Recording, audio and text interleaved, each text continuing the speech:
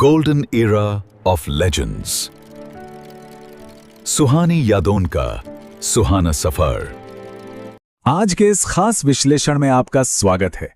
आज हम सिनेमा के सुनहरे दौर की एक ऐसी अनकही कहानी में गोता लगाने वाले हैं जो सिर्फ एक फिल्म के बनने का किस्सा नहीं है, मोहम्मद रफी की अनकही कहानी और कुदरत का निर्माण। दरअसल ये कहानी है कला की, कड़े संघर्ष की और सबसे बढ़कर एक महान कलाकार की बेमिसाल इंसानियत की। तो चलिए बिना किसी देरी के इतिहास के इस बेहद खास पन्ने को पलटते हैं। क्यों किसी नए कलाकार की जिंदगी मेरे हाथों बर्बाद करते हो? जरा सोचिए इस वाक्य पर। यह सिर्फ चंद लफ्ज नहीं है, इनमें इतनी गहरी भावना छुपी है जो किसी को भी सोचने पर मजबूर कर दे। आखिर ये दिल छू लेने वाले शब्द थे किसके, किस हालात में और किस व्यक्ति के लिए इतनी बड़ी बात कही गई थी? इस एक लाइन के पीछे की पूरी कहानी समझने के लिए हमें यह जानना होगा कि आखिर उस दिन स्टूडियो के बंद दरवाजों के पीछे ऐसा क्या घटा था जिसने एक नए गायक की पूरी दुनिया ही बदल कर रख दी। पहला भाग, कुदरत एक नई आवाज। बात है साल 1981 की। मशहूर निर्देशक और निर्माता चेतन आनंद की फिल्म कुदरत बॉक्स ऑफिस पर एक जबरदस्त हिट साबित हुई थी। और सिर्फ हिट ही नहीं, इस फिल्म ने बेस्ट स्टोरी के लिए फिल्म फेयर अवार्ड भी अपने नाम किया था। हमें तुमसे प्यार कितना ये हम नहीं जानते। रंगीले कैसा जादू किया, पिया पिया बोले मत वाला जिया। अब इस शानदार फिल्म का संगीत तैयार करने की जिम्मेदारी किसे मिली? वो थे दिग्गज संगीतकार R.D. बर्मन, जिन्हें दुनिया प्यार से पंचम दा बुलाती थी। इतने बड़े नामों वाली इस भारी भरकम क्रिएटिव टीम के साथ यह तो तय था कि फिल्म का हर एक हिस्सा बिल्कुल लाजवाब होने वाला है। हमारी इस पूरी कहानी का सेंटर पॉइंट है एक खास गाना, दुख सुख की हर एक माला। इसे लिखा था कतील शिफाई ने और मजरू सुल्तानपुरी का भी इसमें सहयोग था। सुख सुख की हर एक माला कुदरत ही पिरोती है। अब हुआ कुछ यूं कि उन दिनों R.D. बर्मन के पास आजमाइश के लिए एक बिल्कुल नया और स्ट्रगलिंग सिंगर आया था। नाम था चंद्रशेखर गाडगिल। पंचम दा ने जब चंद्रशेखर के हुनर को परखा तो उन्हें पक्का यकीन हो गया कि इस गीत के लिए इस लड़के की आवाज एकदम परफेक्ट है। वो चाहते थे कि ये गाना इसी नए गायक की आवाज में ढलकर बाहर आए। दूसरा भाग, निर्देशक और संगीतकार की बहस। देखिए, सिनेमा की दुनिया में चीजें इतनी आसानी से थोड़ी ना होती हैं। जब दो दिग्गज अपनी अपनी कला को लेकर पूरी तरह कॉन्फिडेंट हो तो टकराव तो लाजमी है। R.D. बर्मन अपना ये आइडिया लेकर निर्देशक चेतन आनंद के पास गए, लेकिन वहां जो हुआ उसने इस पूरी रिकॉर्डिंग को ही एक नया मोड़ दे दिया। एक ऐसी क्रिएटिव बहस छिड़ गई जिसने स्टूडियो का माहौल एकदम गर्म कर दिया। बहस कुछ ऐसी थी कि एक तरफ तो निर्देशक चेतन आनंद अड़ गए। उनका साफ कहना था कि भाई इस गीत में जो गहराई है, जो इमोशंस हैं, उनके साथ सिर्फ और सिर्फ मोहम्मद रफी साहब ही इंसाफ कर सकते हैं। उन्होंने किसी भी नए गायक को मौका देने से साफ इनकार कर दिया। वहीं दूसरी तरफ R.D. बर्मन अपनी दुविधा में फंसे थे। फिल्म के मुख्य गायक तो किशोर कुमार थे। बर्मन साहब केवल एक गीत के लिए रफी साहब जैसे बड़े लेजेंड को बुलाने में थोड़ा हिचकिचा रहे थे, और साथ ही वो चंद्रशेखर की इस फ्रेश आवाज के साथ थोड़ा एक्सपेरिमेंट भी तो करना चाहते थे। खैर, काफी लंबी बहस के बाद एक बीच का रास्ता निकाला गया।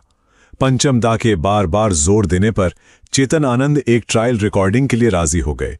शर्त यह थी कि चंद्रशेखर एक बार ये गाना गाएंगे और अगर पसंद नहीं आया तो सीधा रिजेक्ट। चंद्रशेखर ने गाना गाया। दुख सुख की हर एक माला। और रिकॉर्डिंग के बाद जब चेतन आनंद ने उसे सुना तो उन्होंने भी माना कि हाँ, लड़के ने गाया तो बहुत अच्छा है, लेकिन उनका आखिरी फैसला फिर भी नहीं बदला। उनका वही तर्क था कि अगर इसे रफी साहब गाते तो बात ही कुछ और होती।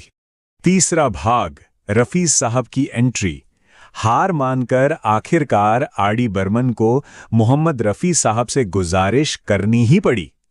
अब जरा इमेजिन कीजिए उस दिन स्टूडियो का वो माहौल, संगीत की दुनिया का इतना बड़ा नाम जिसके लिए खुद निर्देशक ने एक नए टैलेंट को साइडलाइन कर दिया हो। जब वो शख्स दरवाजे से अंदर आता है तो कैसा लगा होगा सबको? उस दिन का काम बड़ा ही सेट था। पहला कदम रफी साहब का स्टूडियो में आना। सब कुछ एकदम प्रोफेशनल तरीके से शुरू हुआ। दूसरा कदम रिकॉर्डिंग। रफी साहब ने अपने उसी जाने पहचाने जादुई अंदाज में गीत के पहले 3 अंतरे बिल्कुल परफेक्ट तरीके से रिकॉर्ड कर दिए। इसके बाद आता है तीसरा और सबसे अहम कदम, एक बहुत ही नॉर्मल सा लगने वाला टी ब्रेक। चाय का वो ब्रेक जिसमें कुछ ऐसा होने वाला था जिसकी किसी ने सपने में भी उम्मीद नहीं की थी। चौथा भाग, टी ब्रेक का वो पल। अब यहां थोड़ा ठहरते हैं, क्योंकि यही वो पल है जहां कहानी पूरी तरह पलट जाती है। आखिरी अंतरा रिकॉर्ड होना भी बाकी था। सब लोग थोड़ा रिलैक्स कर रहे थे और इसी बीच रफी साहब ने अपने कानों में लगे हेडफोन में अचानक कुछ ऐसा सुना जिसने उन्हें पूरी तरह से चौंका दिया। माइक्रोफोन में आखिर वो अनजान आवाज थी किसकी? दरअसल हेडफोन में रफी साहब को उसी गाने की एक बहुत ही हल्की लेकिन बेहद सुरीली आवाज सुनाई दे रही थी, जो पहले से ही रिकॉर्ड की गई थी।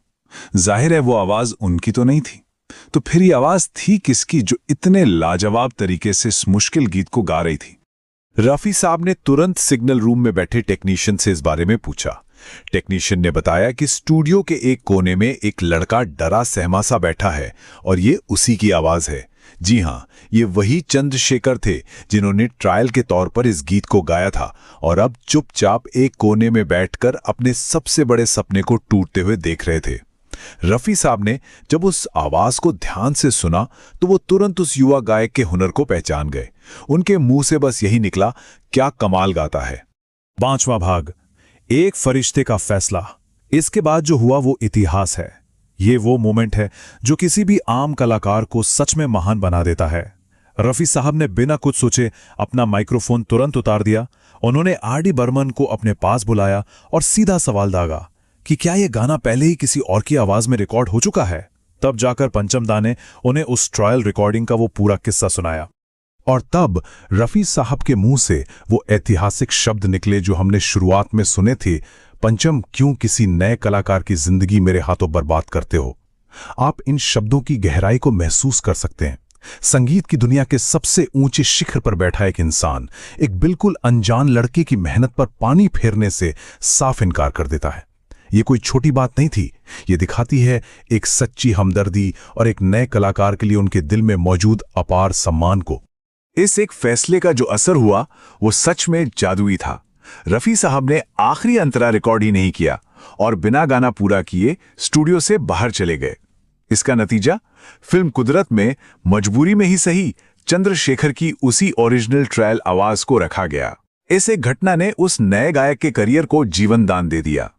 आगे चलकर चंद्रशेखर ने मराठी संगीत इंडस्ट्री में एक बेहद सफल करियर बनाया और रफी साहब अपने इस निस्वार्थ कदम से उन्होंने साबित कर दिया कि वो सिर्फ एक सुरों के सरताज नहीं थे, बल्कि सच में एक फरिश्ता थे। दुनिया उन्हें आज भी इसी रूप में याद करती है। आखिर में एक सवाल जो हम सबको सोचने पर मजबूर करता है। आज के इस बेहद कॉम्पिटिटिव दौर में जहां हर कोई सिर्फ एक दूसरे से आगे निकलने की होड़ में लगा है, इस तरह की प्रोफेशनल उदारता से क्या कुछ नहीं सीखा जा सकता? क्या आज के उद्योगों में नई पीढ़ी के लिए इस तरह की जगह और मौका छोड़ा जाता है? रफी साहब का ये किस्सा हमेशा ये याद दिलाता रहेगा कि असली महानता किसी को पीछे धकेलने में नहीं, बल्कि किसी को आगे बढ़ाने में है। इस शानदार कहानी को समझने के लिए, आज के इस विश्लेषण से जुड़ने के लिए आपका बहुत बहुत शुक्रिया। अगर ये वीडियो पसंद आई तो हमारे चैनल को सब्सक्राइब करें